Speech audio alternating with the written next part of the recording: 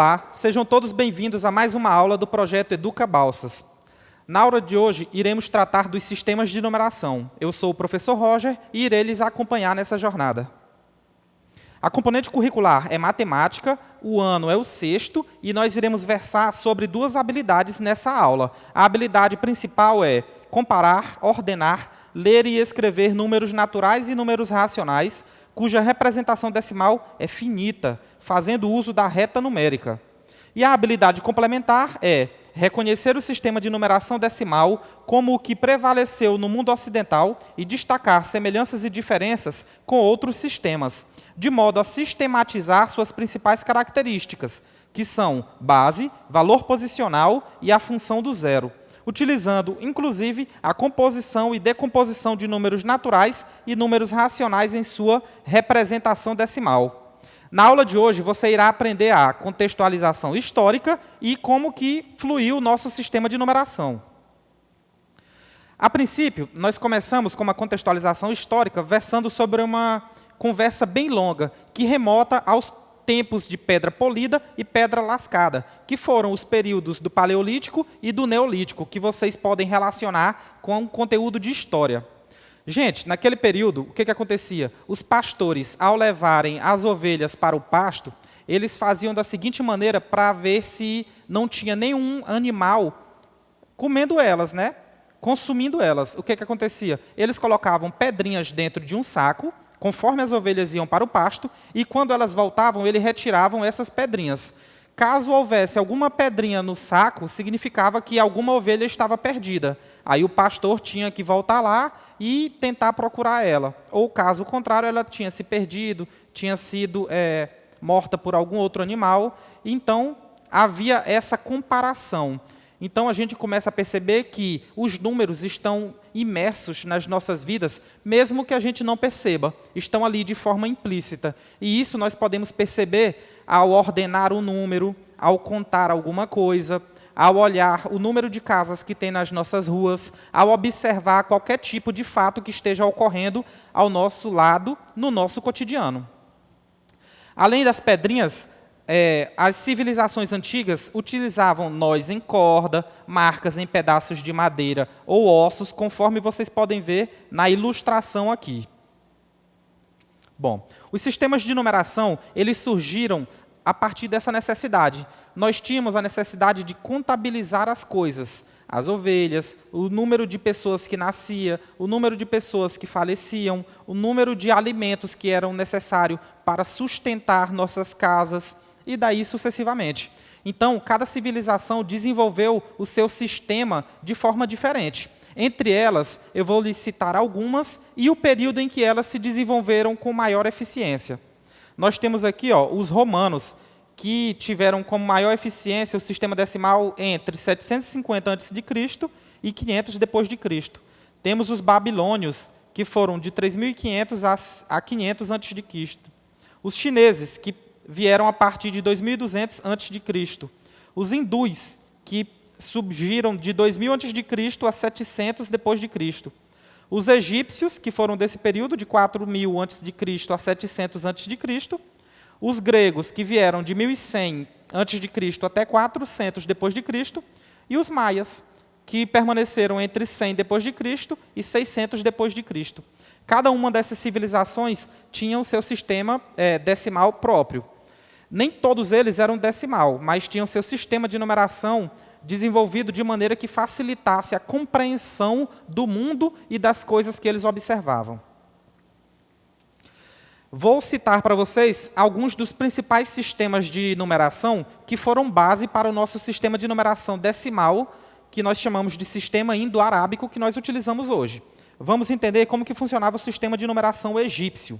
No sistema de numeração egípcio, nós tínhamos essa figura, que é uma haste vertical, que indicava o número 1. Nós tínhamos esse símbolo, que é o osso de calcanhar, que indicava o número 10. Nós tínhamos a corda enrolada, que indicava 100, a flor de lótus, que indicava 1.000, o dedo indicador, que indicava 10.000, uma ave, peixe ou girino, que indicava 100.000, um homem ajoelhado com braços erguidos, que indicava 1.000.000. Esse aqui era o sistema de numeração dos egípcios. Agora, eles tinham algumas regras para fazer as contabilizações, para fazer os processos de adição, subtração, multiplicação ou divisão. Dentre elas, eu posso citar essas aqui para vocês. Ó, cada símbolo podia ser repetido no máximo 9 vezes. Por exemplo, ó, o símbolo 1. A gente viu que o símbolo 1 é uma haste. É só isso aqui. Ó. 1, 2, 3, 4, 5, 6, 7, 8, 9. Na décima, o símbolo 10 já muda para o calcanhar. Então, isso aqui já era 10. A gente só podia repetir esse número 9 vezes para representar o número 9. No 10, a gente mudava de símbolo. A cada 10 símbolos repetidos, fazia-se a troca por outro, de um agrupamento superior, conforme eu acabei de mencionar. Qual que é o agrupamento superior da unidade? É o 10. Então, a cada 10 unidades, ao invés de colocar a haste, a gente coloca o calcanhar. Adicionavam-se os valores dos símbolos utilizados para encontrar um valor representado. Por exemplo, se eu quisesse descobrir qual era esse número aqui, é só adicionar. Esse sistema de numeração ele é não posicional. Significa que, independente se as hastes estão à esquerda do calcanhar ou à direita, ele vai somar sempre. Tá? Então, aqui ó, nós temos 9 unidades e uma dezena. 9 mais 10 igual a 19. E a posição dos símbolos não altera o número escrito. O 19 é a mesma coisa que a gente tem aqui, ele também significa isso aqui, ó, se eu quiser transcorrer de outra maneira. Nós colocamos o 10, aí vamos colocar 9 hastes que vão representar as unidades. Então, nós temos 3, 6, 9. 19 pode ser representado da primeira maneira ou dessa. Significa a mesma coisa, tá, gente? Por exemplo, represente, através do sistema de numeração egípcio, os seguintes números. Ó, vamos ver como que o número 49 se comporta. A gente sabe que o 40 está na casa das dezenas, né? Então, a gente representa o 10 com calcanhar. Então, a gente coloca aqui ó, 4 calcanhares que vão representar o número 40. E o número 9 é só colocar os 9 tracinhos aqui. Ó. 1, 2, 3, 4, 5, 6, 7, 8, 9. Então, a gente tem 4 calcanhares e 9 hastes. Isso representa 49. Para o número 2000, a gente viu que o 1000 é uma flor de lótus. É como se fosse um negócio assim, ó, com dobrado assim. Então, a gente coloca 2, que significa 2000, e 20, 2 calcanhares. Então, aqui, 2020. O 127, a gente viu que o 100 é uma corda. É como se fosse isso aqui. Ó. Então, ó, 100, o calcanhar é o 10, e o 7 eram 7 tracinhos. Então, esses números aqui representam esses valores aqui no sistema de numeração egípcio. Agora eu apresento para vocês outro dos principais sistemas de numeração das grandes civilizações, que é o sistema de numeração babilônico. O sistema de numeração babilônico ele tinha uma escrita cuneiforme. O que significa isso? Significa que os números são muito semelhantes. São escritos através de cunhas. Cada um desses aqui significa umas cunhas, tá? Então, ó, percebam aqui ó, que o número 1 é uma cunhazinha dessa. O número 3 são 3 cunhas. 5 são 5 cunhas. Se eu quisesse 4, é só colocar 4 cunhas. 6, 9. Então, o que acontece aqui? Ó? No 10, a cunha muda de direção. Se ela estava aqui no eixo Y, né, no sentido vertical, agora ela vem para o sentido horizontal. Aí você representa o número 10. Eram apenas esses os números que eles podiam representar. Só tinham esses símbolos aqui na Babilônia. Então, através do sistema de numeração babilônico, vamos representar os seguintes números aqui. Ó. O número 36. A gente viu que é só colocar uma hastezinha aqui ó, de lado. Ó. Pronto. Esse aqui é o 10. A gente coloca 3. Aí, vamos aqui.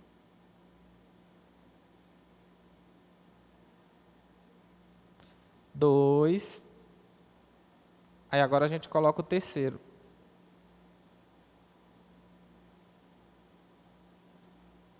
Pronto. Aqui nós temos 3. Então, isso aqui já significa 30. E para representar o 6, a gente coloca esse mesmo símbolo, só que em pé. Aí, 1, 2, 3,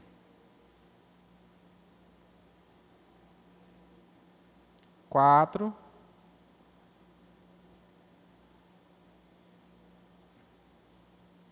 5, 6. Então, aqui a gente tem o número 36 no sistema de numeração babilônico. Para representar o 61, a gente tem uma característica importante. Como no sistema babilônico a gente não tinha a representação do zero, o número 60 era representado da seguinte maneira. Ó. A gente vai colocar aqui o símbolozinho aqui, ó, do número 1, porque o número 1 e o número 60 tinham a mesma representação. Só que ó, a gente viu que os números aí ficavam bem próximos, né? A gente vai dar um espaço como se tivesse alguma coisa aqui, ó. Como se tivesse alguma coisa. A gente pega um quadradinho como se tivesse um dígito aqui. Aí a gente pula. Porque o espaço em branco aí, nesse caso, é como se representasse o zero, porque o zero não significa nada, significa o nada, aliás. Então, ó, como significa o nada, aí aqui a gente coloca o 1. Então, aqui, ó, esse símbolo que representa o 60, né? Que é esse 1 aqui, com o 0. Aí aqui tem o 1. Então, o 61 é simplesmente esses dois símbolos aqui, com esse espaço no meio. Agora, perceba para representar o 71. Ao invés da gente colocar 7 dezenas, a gente pode colocar o 60, que é esse símbolo aqui, ó. A gente dá o espaço, que é o espaço do zero, que é esse quadrinho que vai ficar aqui em branco, coloca uma dezena, porque 60 mais 10 dá quanto? 70, né? Então, ó, nós temos o 60, que é esse símbolo aqui, mais o espaço em branco, temos o 10, que dá 70, e agora a gente coloca o 1. Pronto, esse aqui é o símbolo, essa aqui é a representação do número 71 para a linguagem da civilização babilônica. Então, é só isso aqui. Agora vamos conhecer o sistema de numeração romano, que foi um dos principais e que vieram muito próximos ao nosso. No sistema de numeração romano, nós temos esses símbolos aqui que representam esses valores. Ó. Esse I maiúsculo representa o 1, o V maiúsculo representa o 5, o X maiúsculo representa o 10, o L maiúsculo representa o 50, o C maiúsculo representa o 100, e o D maiúsculo o 500 e o M maiúsculo o 1000. Só que eles têm algumas propriedades. No número romano, a gente vê a configuração do sistema posicional, porque a ordem onde se apresentam os símbolos vai importar nesse caso, porque vai alterar o valor. Nesse sistema aqui, a gente começa a fazer as operações, como no caso você tem a subtração. Então aqui, ó, nós temos aqui o primeiro item, os símbolos I, X, C e M podem ser repetidos, no máximo 3 vezes. Então, se eu quiser representar o número 3, beleza, eu boto o I maiúsculo aqui 3 vezes. Ah, professor, eu quero representar o número 4. Bom, o número 4 não é representado colocando o Izinho aqui e fazendo 4 Is aí, não. Por quê? Porque o número 4 vai ser uma subtração do número 5. Tá? A gente vai ver isso mais à frente. Um símbolo colocado à esquerda de outro símbolo de maior valor indica uma subtração dos respectivos valores. Ah, professor, pois vamos ver agora como é que se escreve o 4. Ao invés de colocar 4 variáveis i, a gente coloca o 4. E quem é que é maior do que o 4? O símbolo do 5, que é quem? O v. Então, se eu boto o i à esquerda de v, eu estou dizendo que é v menos 1. 5 menos 1 dá 4. Então, isso aqui representa o número 4. Para representar os números no sistema de numeração romano, basta colocar os símbolos lado a lado e adicionar seus valores. Lembrando, tem símbolo que, se for colocado à esquerda, vai subtrair, mas a maioria das vezes coloque só à direita que soma, tá? Um símbolo com um traço acima representa milhares, com 2 traços, milhões. Por exemplo, se eu quiser representar o número 5.000, eu posso colocar um V com um traço em cima. Isso aqui significa 5.000. Se eu quiser 5 milhões, bota V e coloca 2 travessões em cima. Isso aqui vai representar 5 milhões. Continuando nas regras do sistema de numeração romano, é válido ressaltar essas observações aqui. Ó. O 1 só pode ser subtraído de V e de X. Esse aqui representa 5 e esse aqui representa 10. O X só pode ser subtraído de 50, que é o L, e de 100, que é o C. O C só pode ser subtraído de 500, que é o D, e de M, que é 1000. Os símbolos 5, o V, né, L e D não podem ser subtraídos de nenhum outro. Você não pode tirar 5 unidades de ninguém, você não pode tirar 50 unidades de ninguém e nem pode tirar 500 unidades de ninguém, tá? Esses símbolos aqui, exclusivamente, não podem ser operados dessa maneira. E o nosso sistema de numeração, professor, como que fluiu? Beleza, a história continua.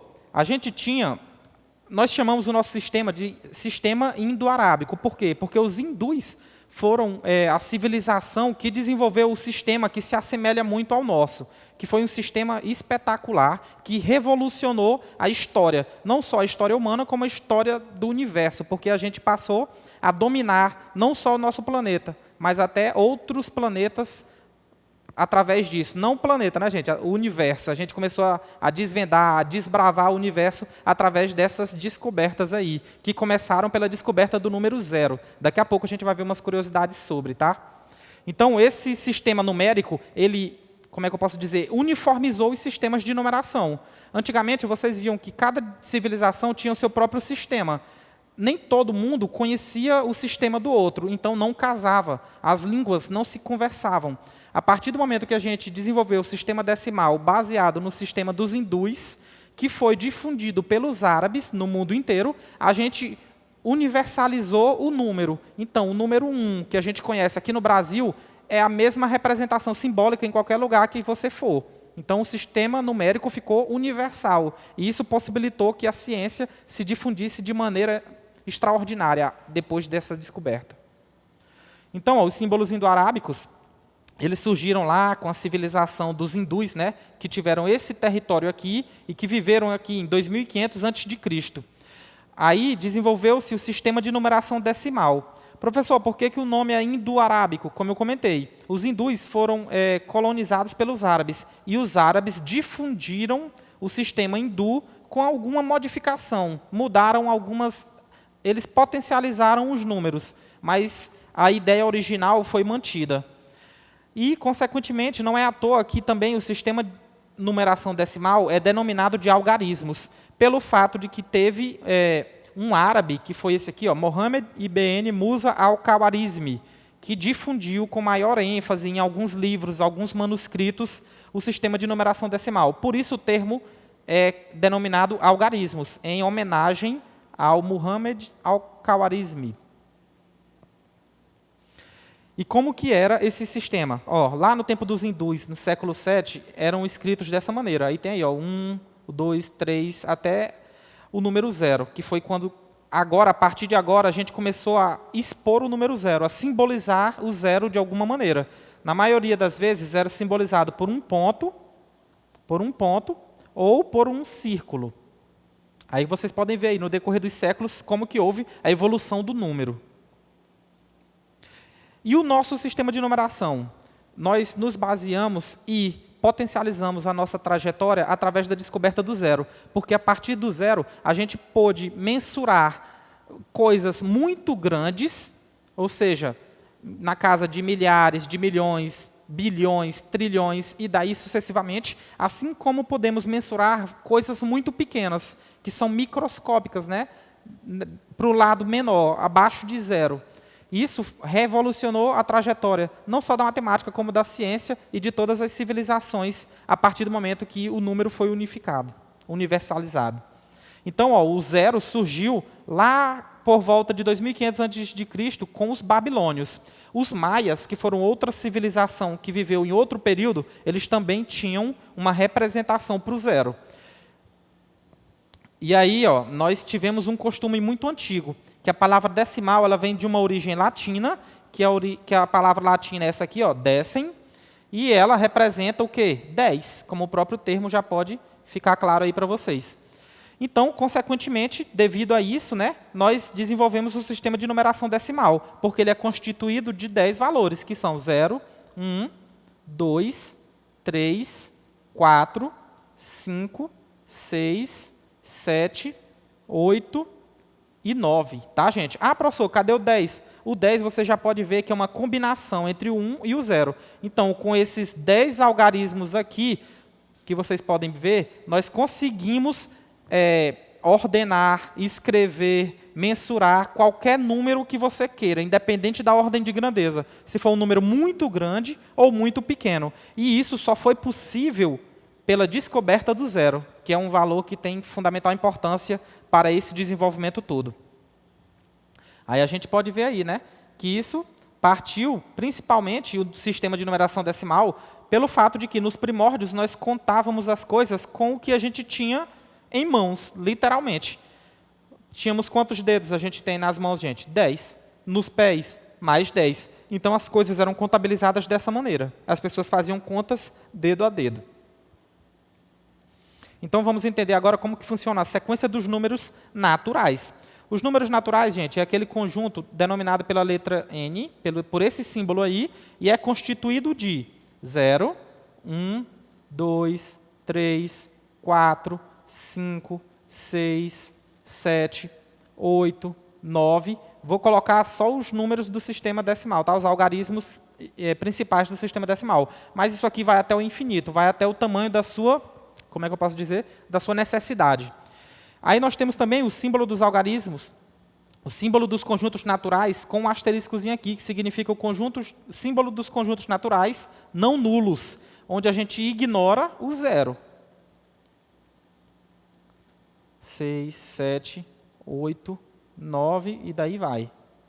Percebam que essa aqui é a sequência dos números naturais e essa aqui dos números naturais não nulos. Com esses números aqui, nós podemos escrever qualquer número de qualquer grandeza que seja o propósito do estudo, tá? Então, estão aí os números. E quais são as características mais importantes do nosso sistema de numeração?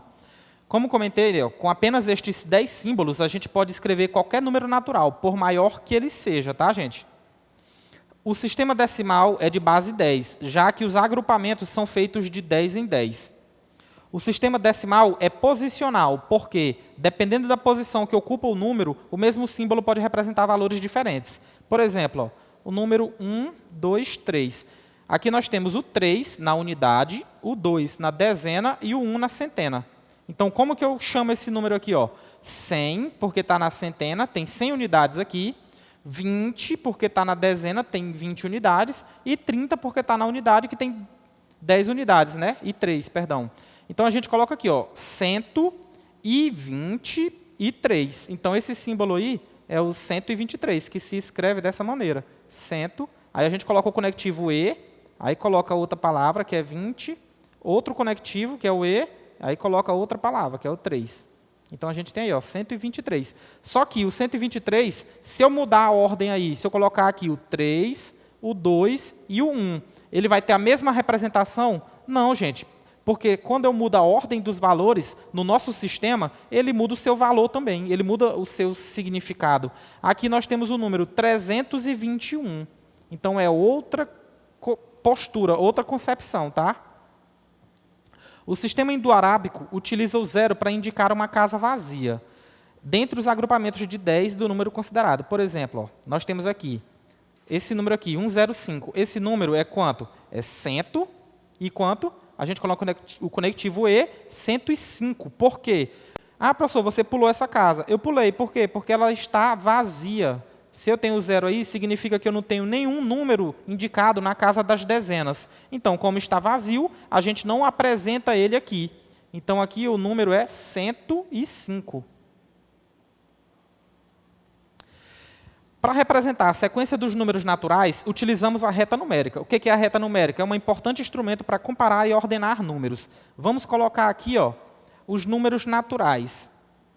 Os 10, tá? 0, 1, 2, 3, 4, 5, 6, 7, 8 e 9. Beleza. Como que eu sei quem é maior do que quem? Bora tentar colocar aqui na reta. Uma retazinha aqui. Quando vocês forem fazer isso aqui no seu caderno, vocês tentem utilizar uma régua para ficar em escala, porque a gente vai precisar aqui, ó, colocar assim, ó, os intervalos iguais. Nem sempre vai ficar igual quando a gente não usa uma unidade de medida padrão, como a régua, tá, gente?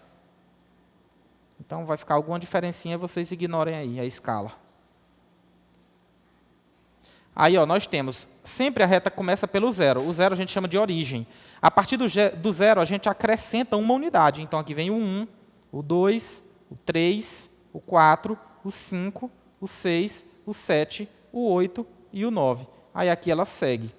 Aí vai depender do tamanho da reta que a gente quer. Então, dentro dessa reta, nós podemos representar os números. E também podemos comparar e ordenar esses números. Eu pergunto para vocês aqui, se o número 5 ele é maior ou menor que o número 9. Aí a gente olha para a reta numérica. O 5 está à esquerda ou à direita de 9? Ah, professor, o 5 está aqui. O 9 está aqui, ele está à esquerda. Se está à esquerda, ele é menor que. Ah, professor, que símbolo é esse? Esse símbolo significa menor que.